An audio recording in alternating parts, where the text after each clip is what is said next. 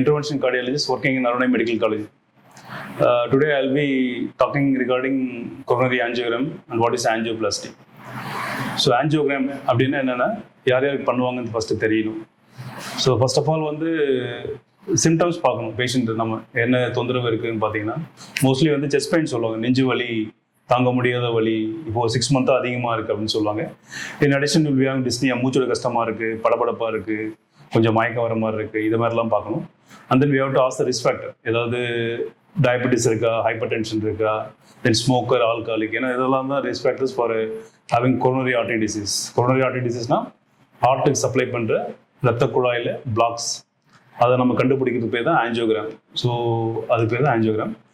இது யார் யாருக்கு மோஸ்ட்லி பண்ணுற மாதிரி இருக்குன்னா ஏஜ் பேஷண்ட், அரௌண்ட் 60%, மாரடைப்பு வந்த பேஷண்ட், அதாவது அக்யூட் மைக்கால் இன்ஃபாக்ஷன் சொல்லுவாங்க. அந்த பேஷண்ட் வந்து டெஃபினட்டாக ஆஃப்டர் கிவிங் லைட்டிக் ஏஜென்ட்ஸ், அதாவது த்ரோம்பஸ் டிசால்வ் பண்ணுற ட்ரக்ஸ் போட்டதுக்கப்புறம் we have to take the patient for angiogram followed by angioplasty. So இதுதான் பேசிக்காக தெரிஞ்சிக்க வேண்டியது. ஸோ ஆஞ்சியோகிராமில் சிம்பிளாக ஒரு எக்ஸ்ப்ளனேஷன் கொடுக்குறேன் பாருங்கள். இது ஹார்ட்டில் மட்டும் 3 ரத்த குழாய் இருக்குது, ரைட்டு லெஃப்ட் சைடில் 2 இருக்கும். சப்போஸ் பேஷண்ட்டுக்கு வந்து நெஞ்சு வலினா நம்ம ஆஞ்சியோகிராம் பண்ணுறப்போ இந்த மாதிரி தெரியும். You can see here. So இங்கே வந்து பிளாக்ஸ் இருக்குது பார்த்தீங்களா, these are the cholesterol plaques. இது பார்த்தீங்கன்னாலே தெரியும், அரௌண்ட் ஒரு 50% பிளாக் இருக்குன்னு அர்த்தம். இது வந்து இதுக்கு கண்டுபிடிக்கிறது பேர் தான் ஆஞ்சியோகிராம் சொல்லுவாங்க. இப்போ வந்து மாரடைப்பு அப்படின்னா என்னன்னு பார்த்தீங்கன்னா, சப்போஸ் பேஷண்ட் இதே மாதிரி பிளாக் இருக்குது, இப்போ அந்த பேஷண்ட் வந்து ஏதாவது ஒரு ஸ்ட்ரெயின் பண்ணுறாங்க, ஏதோ ஒரு அதிர்ச்சியான செய்தி வரப்போ என்ன ஆகும் பார்த்தீங்கன்னா, இந்த கொலஸ்ட்ரால் பிளாக்ஸ் இருக்குது பார்த்தீங்களா, அங்கே லைட்டாக விரிசல் வரும். இப்போ நார்மலாக நமக்கு வந்து வெளியே புண்ணு அடிச்சுன்னா என்ன ஆகும், இப்போ சப்போஸ் ஸ்க்ராச்சஸ்னா அங்கே மேலே வந்து ரத்த கட்டி ஃபார்ம் ஆகல, அது மாதிரி there will be formation of clot inside the aberration of the cholesterol plaques. இங்கே பார்த்தீங்கன்னாலே தெரியும், இங்கே வந்து லைட்டாக கீர்ன மாதிரி இருக்குது. ஸோ அந்த இடத்துல வந்து ரத்த கட்டி லைட்டாக ஃபார்ம் ஆகிடுச்சு. ஒன்ஸ் அது கொஞ்சம் கொஞ்சமாக பில்ட் ஆகிடுச்சு, இந்த ரத்த குழாயை மூடிடும். ஸோ இங்கே பார்த்தீங்கன்னாலே தெரியும், இந்த ரத்த குழாயை அடைச்சதுக்கப்புறம் ரத்தம் போக வாய்ப்பே இல்லை. So there is 100% block in the coronary artery. This is known as acute myocardial infarction. இதுக்கு பேர் தான் ஹார்ட் அட்டாக் சொல்லுவாங்க. ஸோ இந்த மாதிரி பேஷண்ட்ஸ் வரப்போ நம்ம என்ன பண்ணலாம்னா, சப்போஸ் பேஷண்ட் இஸ் அஃபோர்டபுள், அது பேர் வந்து பிரைமரி ஆஞ்சியோபிளாஸ்டி சொல்லுவாங்க. ஸ்ட்ரைட்டாக பேஷண்ட் நம்ம CATH Labக்கு எடுத்து ஆஞ்சியோகிராம் பண்ணி இந்த பிளாக்கை ரிமூவ் பண்ணி will put stent, that is known as primary PCI அப்படின்னு சொல்லுவாங்க. So slowly will be seeing all the thing actually. So சின்னதாக ஆஞ்சியோபிளாஸ்டி என்னன்னு சொல்லிடுறேன். ஸோ ஆஞ்சியோபிளாஸ்டினா ஒன்றும் இல்லை. ஸோ பிளாக்ஸை உங்களுக்கு காமிச்சிட்டேன். ஸோ இந்த படத்தை பாருங்கள். ஸோ இங்கே வந்து 3 ஸ்டேஜாக இருக்கும்.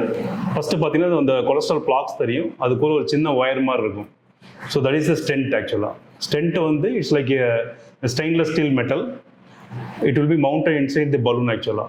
ஸோ நாங்கள் வெளியே இருந்து அந்த பலூனை இன்ஃப்ளேட் பண்ணுறப்போ பார்த்தீங்கன்னா 2வது படத்தில் தெரியும், பலூன் இன்ஃப்ளேட் ஆகிருக்கும், அதுக்கு மேலே ஸ்டென்ட் இருக்கும். ஸோ ஒன்ஸ் பலூன் வந்து அந்த நாமினல் ப்ரெஷருக்கு இன்ஃப்ளேட் பண்ணதுக்கப்புறம் that stent will be attach to the coronary artery wall. So அப்படியே அதில் ஒட்டிக்கும். So after that, what we do now, we'll deflate the balloon and then we'll remove the balloon. So stent will be adhered to the vessel wall. This is the basic principle of angioplasty. So பார்த்தீங்கன்னா தெரியும், stent wire இருக்கும், balloon இருக்கும், balloon dilate பண்ணுவோம். So balloon withdraw பண்ணதுக்கப்புறம் blocks எல்லாம் காணாமல் போயிடும், only stent மட்டும்தான் இருக்கும். So this is known as angioplasty. நீங்கள் உள்ளே போகும்போது இப்போ நெக்ஸ்ட் அந்த வீடியோவில் பார்ப்பீங்க. Coronary artery disease, angiogram, angioplasty எல்லாம் பார்த்தோம்.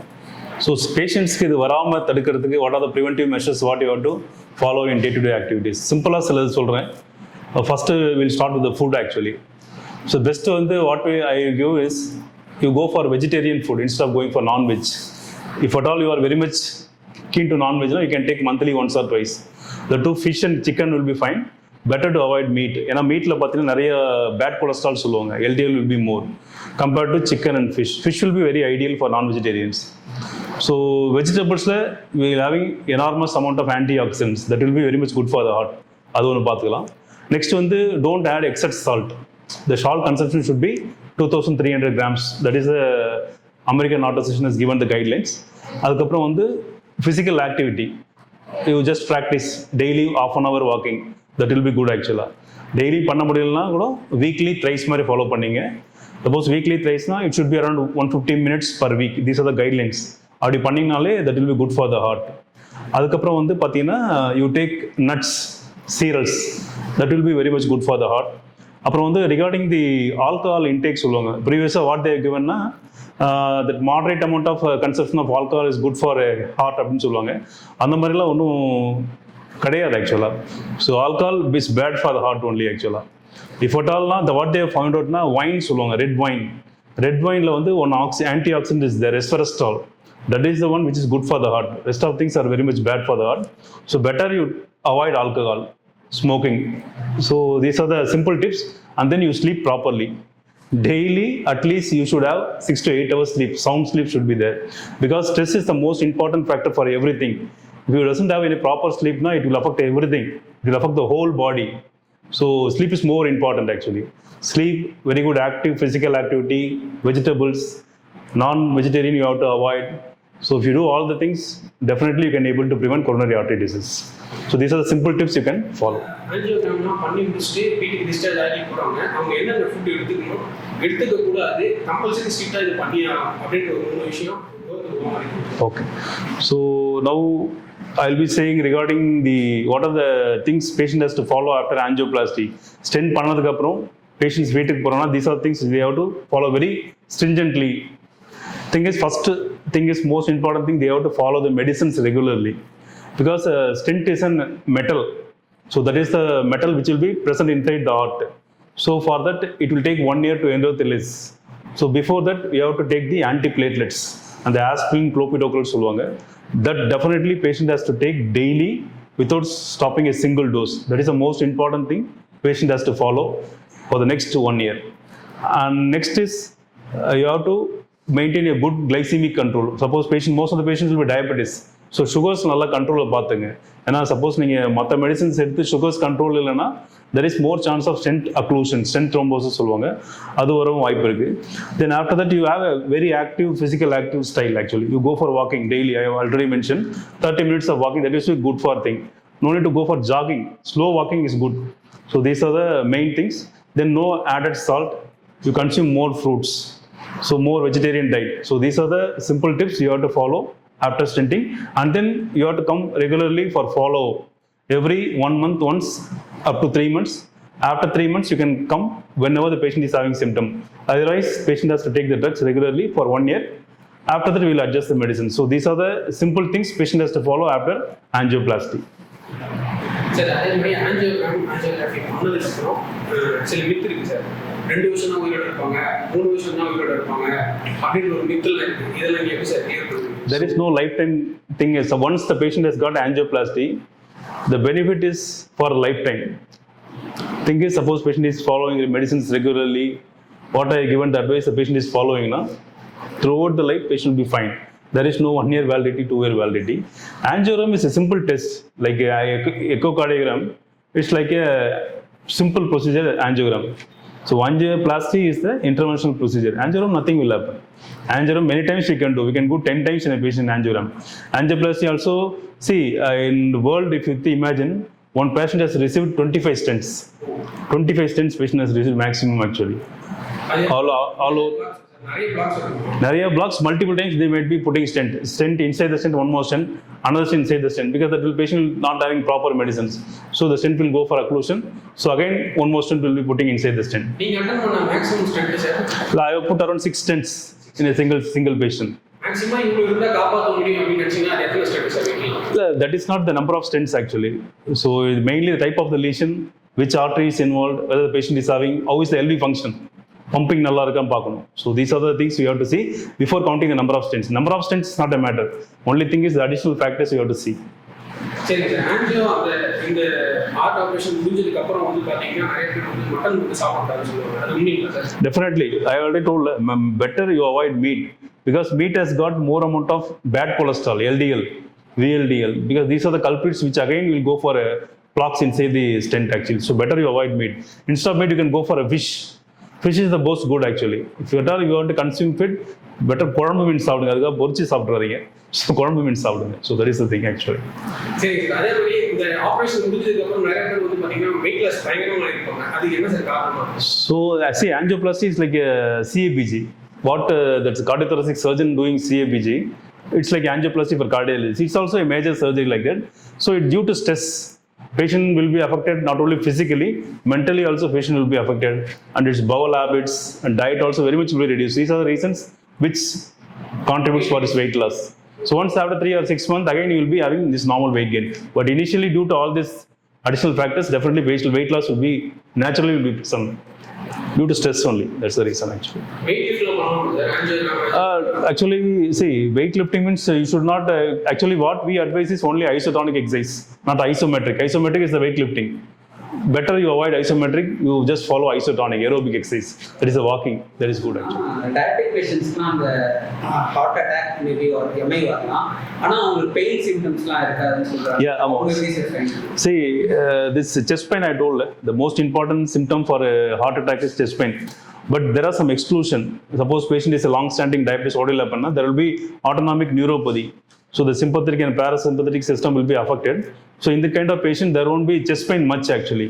They will be having dyspnea, giddiness. These are the symptoms they will show actually. Dyspnea ஒன்றும் இல்லைங்க, ஜஸ்ட் மூச்சு விட கஷ்டமா இருக்கு சொல்லுவாங்க. dyspnea இருக்குன்னா மூச்சு விட கஷ்டமா, மயக்கம் வர மாதிரி இருக்கு. ஸோ அவங்க தொந்தரவு இது மாதிரி தான் இருக்கு செஸ்ட் பெயின். இந்த டயபெட்டிக் பேஷண்ட்ஸ் சார் எனக்கு மூச்சு வாங்குது சார், மயக்கம் வந்துச்சு சார், இதான் சொல்லுவாங்க. செஸ்ட் பெயினே இருக்காது.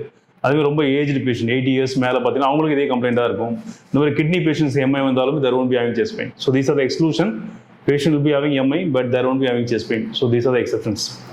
The symptoms எப்படின்னா அந்த left hand pain அப்படின்னு சொல்லுவோம். அதனால டயபெட்டிக் பேஷண்ட்ஸ்க்கு அந்த left hand அது there won't be any pain at all. பெயினே இருக்காது. அப்படி சார் அதான் we have to see all the factors. அவங்க ஒன்று வேற எதை காட்டும், படபடப்பு இருக்கலாம், மயக்கம் வந்திருக்கலாம், மூச்சு வாங்கலாம். ஸோ இதை வச்சு நம்ம கண்டுபிடிக்கலாம். Then we go for ECG trop பண்ணி அதை வச்சு கண்டுபிடிச்சிருவோம். நான் டாக்டர் கௌதமன், கன்சல்டன்ட் கார்டியாலஜிஸ்ட், இதய மருத்துவர், அருணை medical college hospital, Tiruvannamalai. We are doing angios and angioplasties 24/7. ஒரு பேஷண்ட் எமர்ஜென்சின்னு வந்தாங்கன்னா அவங்க எமர்ஜென்சி அட்டன் பண்ணிவிட்டு அவங்களுக்கு தேவையான முதலுதவிகள் செஞ்சுட்டு இமீடியட்டாக வில் டேக் ஃபார் ஆன்ஜியோகிராம். அதே மாதிரி நிறைய பேருக்கு என்ன நினைக்கிறாங்கன்னா ஒரு குறிப்பிட்ட வயசுக்கு மேலே, ஒரு 65-70 வயசுக்கு மேலே ஆன்ஜியோ பண்ணலாமா வேண்டாமா, இந்த கேள்விகள்லாம் நிறைய வருது.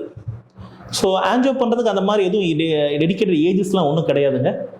ஈவன் 80-85 இயர்ஸ்லாம் கூட பேஷண்ட்டுக்கு ஆன்ஜியோ பண்ணி ஆன்ஜியோபிளாஸ்டி பண்ணி சக்ஸஸ்ஃபுல்லாக ஆன்ஜியோபிளாஸ்டி பண்ணி ஸ்டென்ட் வச்சு அந்த பேஷண்ட் ஃபாலோஅப்லாம் இன்னும் வந்துக்கிட்டு இருக்காங்க. So age is not a limit for any procedure, not only for angioplasties. எந்த ப்ரொசீஜரும் ஏஜ் ஒரு லிமிட் கிடையாது. அதுவும் நம்ம ஹாஸ்பிட்டலில் we have dedicated services for all the department and cardiology we have dedicated 24/7 services. அதே மாதிரி நிறைய பேர் இந்த கொரோனாக்கு அப்புறம் நிறைய பேருக்கு மூச்சு வாங்குறது அதிகமாக இருக்குது. அந்த மூச்சு வாங்குறதுக்கு அதிகமாக இருக்க காரணம் நிறைய பேர் நுரையீரல் ப்ராப்ளம் மட்டும் நினைப்பீங்க. நுரையீரல் ப்ராப்ளம்னாலையும் மூச்சு வாங்கும், ஹார்ட் ப்ராப்ளம்னாலையும் மூச்சு வாங்கும். ஹார்ட்டில் மூச்சு வாங்குறது, ஹார்ட் ப்ராப்ளம் இருந்தால் நிறைய பேர் நெஞ்சு வலி தான் கேள்விப்பட்டிருப்போம். ஆனால் நிறைய பேருக்கு மூச்சு வாங்கும். அதுக்கும் நிறைய காரணங்கள் இருக்குது. ஹார்ட்டில் மொத்தம் ஒரு 4-5 ஸ்ட்ரக்சர் இருக்குங்க. ஹார்ட்டில் ரத்த குழாய், கொரோனரி ஆர்டரி, அதில் பிளாக் வந்தால் தான் நம்ம ஹார்ட் அட்டாக் வருது. அதுக்கு நம்ம ஆன்ஜியோ பண்ணி பிளாக் இருந்தால் பார்த்து ஸ்டென்ட் வைக்கிறோம். அதே ஸ்டென்ட் வைக்காத மாதிரி நிறைய பிளாக் இருக்குது, த்ரோம்பஸ்லாம் சொல்லுவோம். சில சமயம் ரத்த கட்டிகள் மாதிரி உருவாயிடும். அந்த ரத்த கட்டிகள் மாதிரி உருவாகினாலும் அதுவும் ஹார்ட் அட்டாக் மாதிரி தான் ப்ரெசென்ட் ஆகும். ஹார்ட் அட்டாக் தான் அதுவும் ப்ரெசென்ட் ஆகும். ஸோ அப்போ அதுவுமே நமக்கு ஆன்ஜியோ பண்ணால் தான் உள்ள ரத்த கட்டிகள் இருக்கா, ரத்தம் கொழுப்பு கட்டி அடைச்சிக்கிட்டு இருக்கா, இல்லை கால்சியம் இருக்கான்னு ஆன்ஜியோ பண்ண தான் தெரியும். ஸோ எல்லாம் என்ன நினைக்கிறாங்கன்னா ஹார்ட் அட்டாக் வந்தால் நம்ம ஆன்ஜியோ பண்ணி பார்த்துட்டு உடனே ஸ்டென்ட் வச்சுருவாங்க, ஆப்ரேஷன் எடுத்துருவாங்க. அதுன்றது தப்பு. ஆன்ஜியோன்றது ஒரு டெஸ்ட் தான், எக்கோ மாதிரி அது ஒரு டெஸ்ட் தான். அந்த டெஸ்ட்டை பார்த்து அடப்பு சிக்னிஃபிகண்ட்டாக இருந்து 70% மேலே இருந்தால் தான் ஸ்டென்ட் வைப்போம். 70% கீழே இருந்தால் மாத்திரை மருந்து கொடுத்து தான் ஃபஸ்ட்டு ட்ரை பண்ணுவோம். பேஷண்ட்டுக்கு எது நல்லதோ அதை தான் முதல்ல நம்ம பண்ணுவோம். அதே மாதிரி சில பேருக்கு அந்த அடப்பு இல்லாமல் கொழுப்பு கட்டிகளாக இருக்கும். அதுக்கு சில மருந்துகள் கொடுப்போம். சில மருந்துகள் கொடுத்தாலே அந்த கொழுப்பு கட்டிக்கு ஸ்டென்ட்டோ ஆப்ரேஷன் தேவைப்படாது, மருந்து மட்டும் கொடுக்குற மாதிரி இருக்கும். அதுவுமே ஆன்ஜியோ பண்ணால் தான் தெரியும்.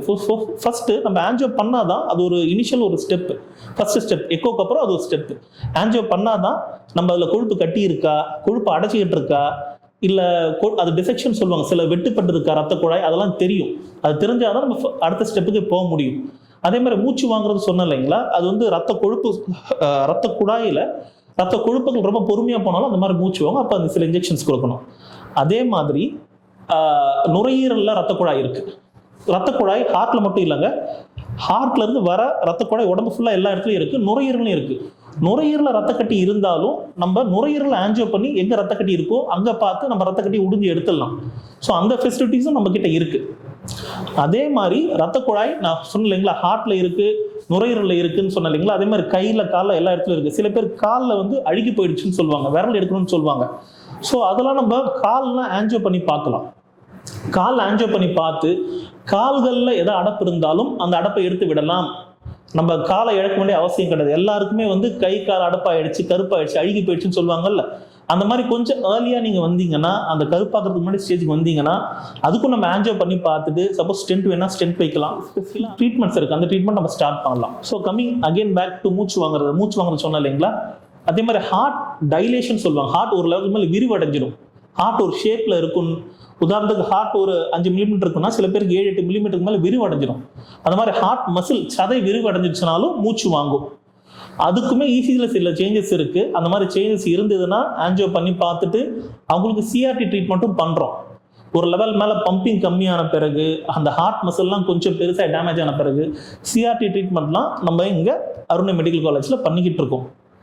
ஸோ இதெல்லாம் நீங்கள் தெரிஞ்சுக்க வேண்டியது. கண்டிப்பாக வெறும் ஆன்ஜியோ மட்டும் பண்ணி ஸ்டென்ட் மட்டும் பண்ணுறதில்ல, ஹார்ட்டுக்கு தேவையான எல்லாமே முழுமையாக பண்ணுறோம். ஸோ ஓப்பன் ஹார்ட் பண்ணுற டாக்டர் இருக்காரு, சர்ஜரி பண்ணுற டாக்டர்ஸ் இருக்காங்க. ஸோ அவங்க சர்ஜரி பண்ணிக்கிட்டு இருக்காங்க. வேல்வ் ஏதாவது அடப்பு இருந்தால் கூட துடை மூலயமா போய் வேல்வை சரி பண்ணுற டெக்னிக்கும் நம்ம கிட்ட இருக்கு. அது சரி வரல அப்படின்ற பட்சத்தில் ஓப்பன் ஹார்ட் சர்ஜரி பண்ணுற வேல்வும் நம்ம கிட்ட இருக்கு. ஸோ எந்த பேஷண்ட் எது சூட்டபுளாக பார்த்து அது நம்ம இங்கே ட்ரீட்மெண்ட்டாக பண்ணிக்கிட்டு இருக்கோம். பண்ணிட்டு அவங்களுக்கு கோல்டர் மானிட்டரிங் பண்ணிட்டு ஹார்ட் ரேட் கம்மியாக இருந்தால் அவங்களுக்கு பேஸ் மேக்கர் வைக்கிறோம். அதே மாதிரி இந்த மூச்சு வாங்குறதுக்கான காரணம் டிசிஎம், டைலேட்டட் கார்டியோமைப்பதின்னு சொல்லுவாங்க. அந்த ஹார்ட் பெருசானாலும் சிஆர்டிடின்னு சொல்லுவோம், அதுவும் பண்ணிக்கிட்டு இருக்கோம். ஸோ கம்ப்ளீட்டாக நம்ம ஒரு மல்டி ஸ்பெஷாலிட்டி ஹாஸ்பிட்டல், ஒரு சூப்பர் ஸ்பெஷாலிட்டி ஹாஸ்பிட்டலுக்கு தேவையான எல்லா ஃபெசிலிட்டியும் கார்டியாலஜி லேப் உங்களுக்கு இங்கே 24/7 டெலிவரி திருவண்ணாமலை மக்களுக்காக டெலிவரி பண்ணிக்கிட்டு இருக்கும். இப்போ எமர்ஜென்சியாக பேஷண்ட் ஒரு அவசர சிகிச்சைக்கு வந்துட்டாங்க, கேஷுவாலிட்டிக்கு வந்துட்டாங்கன்ற பட்சத்தில் ஃபர்ஸ்ட் அவங்களுக்கு வைட்டல்ஸ் பார்ப்போம். ஸ்டேபிளாக இருக்காங்க, வைட்டல்ஸ் பார்த்துட்டு அவங்க ஸ்டெபிலைஸ் பண்ணுறதுக்கான சில மருந்துகள்லாம் இனிஷியலாக கொடுத்துருவோம். இசிஜி எடுத்து பார்ப்போம். இசிஜியில் ரத்த குழாய் அடப்புகள் இருக்குன்ற பட்சத்தில் ஃபர்ஸ்ட் எடுத்தோடனே லோடிங் டோஸ் அவங்களுக்கு கொடுப்போம். லோடிங் டோஸ் கொடுத்துட்டு அவங்களுக்கு ஆன்டி கோயாகுலேஷன் கொடுத்துட்டு அந்த பேண்டப்ரசால் ப்ளஸ் அதுவும் கொடுத்துட்டு இமீடியட்டாக பேஷண்ட்டுக்கு எக்ஸ்பிளைன் ரிஸ்க், அந்த கண்டிஷன் எக்ஸ்பிளைன் பண்ணுவோம். ஹார்ட் அட்டாக் வந்திருக்கு உங்களுக்கு, இந்த மாதிரி இந்த பிரச்சனைகள்லாம் ஏற்படும், நம்ம இமீடியட்டாக எடுத்தாகணும், பேஷண்ட்டுக்கு உயிர் ஆபத்தெல்லாம் இருக்கிறதுக்கான வாய்ப்புகள் இருக்குது. அதுக்கு முன்னாடியே அவரை சேஃபாக நம்ம அந்த பிரச்சனை வெளில கொண்டு வரணும் எக்ஸ்பிளைன் பண்ணிவிட்டு எக்கோக்கு ஷிஃப்ட் பண்ணிட்டு பேஷண்ட்டை ஆன்ஜியோக்கு ஷிஃப்ட் பண்ணும். ஆன்ஜியோக்கு ஷிஃப்ட் பண்ண பிறகு அந்த லீஷன் இருந்ததுன்னா ஆன்ஜியோ பண்ணி பார்த்த பிறகு அவங்களுக்கு அடப்பு இருந்ததுன்னா அந்த அடப்பை நீக்கிட்டு அவங்க ஃபர்ஸ்ட் ஒரு 24 hours ஐசியூவில் வச்சிருப்போம். எந்த பிரச்சனையும் இல்லை அப்படின்ற பட்சத்தில் ஐசியூவில் வச்சிருப்போம். 24 hours எந்த ப்ராப்ளம் இல்லைன்னா நெக்ஸ்ட் டே அவங்க வீட்டுக்கு போகலாம். ஆன்ஜியோபிளாஸ்டி முடிச்ச பிறகு அவங்க மருந்தை எடுத்துக்கணும். கண்டிப்பாக அவங்க அந்த ஸ்டென்ட் வச்சதுக்கான மருந்துகள் அவங்க எடுத்துக்கணும். எடுத்தாதான் பிரச்சனை வராமல் இருக்கும். ரெண்டாவது லைஃப் ஸ்டைல் மாடிஃபிகேஷன். ஆன்ஜியோபிளாஸ்டி முடிச்ச பிறகு அவங்க கொஞ்சம் உணவு கட்டுப்பாடுகள், உப்பு, காரம், சர்க்கரை, எண்ணெய் இதெல்லாமே கம்மியாக சாப்பிடணும். அதுக்கும் சில பேம்ப்ளெட்ஸ்லாம் வச்சுருக்கோம். ஒரு பேஷண்ட்டுக்கு ஏற்ற மாதிரி மாறுபடும். இவ்வளோ தூரம் உங்களுக்கு இங்கே என்னென்ன பண்ணாங்கன்றது புரிகிற மாதிரியும் பொறுமையாக பேசணும். அடுத்து வாங்க நம்ம கேத் லேபுக்கு போகலாம். அங்கே ஆன்ஜியோகிராம் நானும் எங்கள் ஹெச்ஓடி சாரும் 2 பேரும் வெங்கடேசன் சாரும் சேர்ந்து ஒரு பேஷண்ட் ஆன்ஜியோ பண்ண போகிறோம். அதை பார்க்கலாம் வாங்க.